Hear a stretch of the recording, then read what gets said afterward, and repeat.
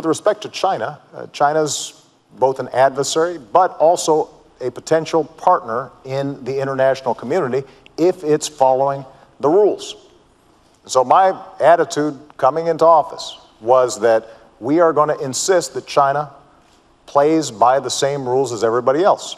And I know Americans had seen jobs being shipped overseas, businesses and workers not getting a level playing field when it came to trade. And that's the reason why I set up a trade task force to go after cheaters when it came to international trade. That's the reason why we have brought more cases against China for violating trade rules than the previous administration had done in 2 terms. And we've won just about every case that we filed that has been decided. In fact, just recently, steel workers in Ohio and throughout the Midwest, Pennsylvania, are in a position now to sell steel to China because we won that case. We had a tire case in which they were flooding us with cheap domestic tires or cheap Chinese tires. And we put a stop to it. And as a consequence, saved jobs throughout America. I have to say that Governor Romney criticized me for being too tough in that tire case. Said this wouldn't be good for American workers and that it would be protectionist. But I tell you, those workers don't feel that way. They feel as if they had finally an administration who was going to take this issue seriously. Over the long term, in order for us to compete with China, we've also got to make sure, though, that we're taking care of business here at home. Let's talk about China.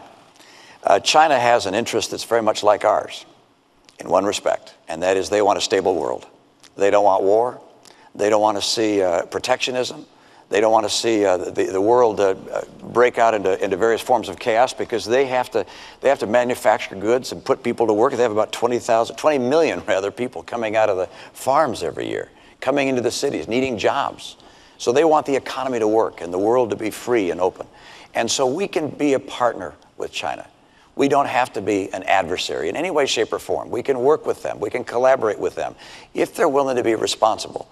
Now, they look at us and say, is it a good idea to be with America? How strong are we going to be? How strong is our economy? They look at the fact that we owe them $1 trillion and owe other people $16 trillion in total, including them. They look at our decision to cut back on our military capabilities.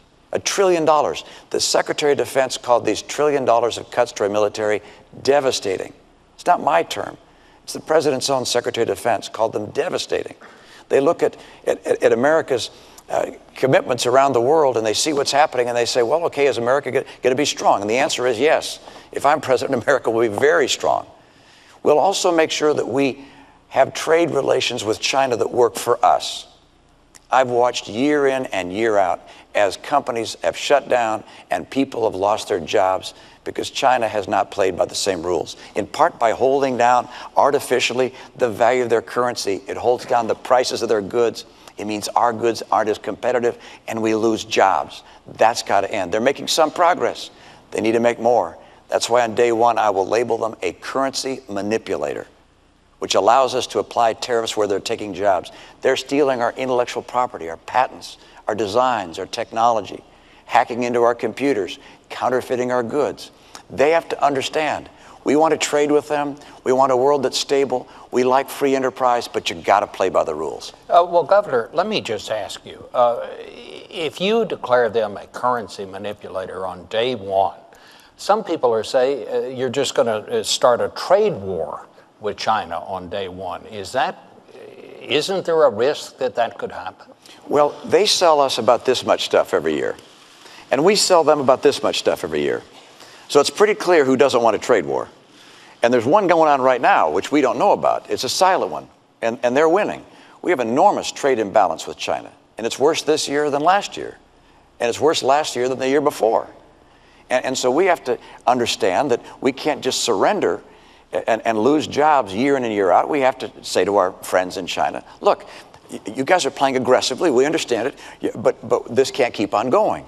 You can't keep on holding down the value of your currency, stealing our intellectual property, counterfeiting our products, selling them around the world, even into the United States. I was with one company that makes valves in process industries. And they said, look, we were having some valves coming in that were broken, and we had to repair them under warranty. And we looked them up, and they had our serial number on them. And then we noticed that there was more than one with that same serial number. There were counterfeit products being made overseas with the same serial number as a U.S. company, the same packaging. These were being sold into our market and around the world as if they were made by the U.S. competitor. This can't go on. I want a great relationship with China. China can be our partner, but that doesn't mean they can just roll all over us and steal our jobs on an unfair basis. Well, Governor Romney is right. You are familiar with jobs being shipped overseas because you invested in companies that were shipping jobs overseas. And, you're right. I mean, that's how our free market works. But I've made a different bet on American workers. If we had taken your advice, Governor Romney, about our auto industry, we'd be buying cars from China instead of selling cars to China.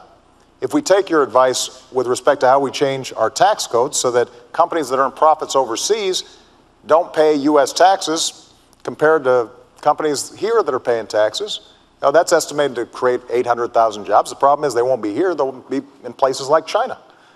And if we're not making investments in education and basic research, which is not something that the private sector is doing at a sufficient pace right now and has never done, then we will lose the lead in things like clean energy technology.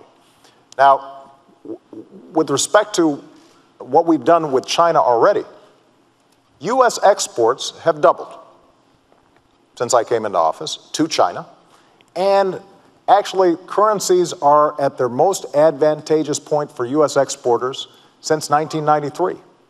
We absolutely have to make more progress, and that's why we're going to keep on pressing. And when it comes to our military and Chinese security, part of the reason that we were able to pivot to the Asia-Pacific region after having ended the war in Iraq and transitioning out of Afghanistan is precisely because this is going to be a massive growth area in the future. And we believe China can be a partner, but we're also sending a very clear signal that America is a Pacific power, that we are going to have a presence there. We are working with countries in the region to make sure, for example, that ships can pass through, that commerce continues, and we're organizing trade relations with countries other than China so that China starts feeling more pressure about meeting basic international standards. That's the kind of leadership we've shown in the region. That's the kind of leadership that we'll continue to show.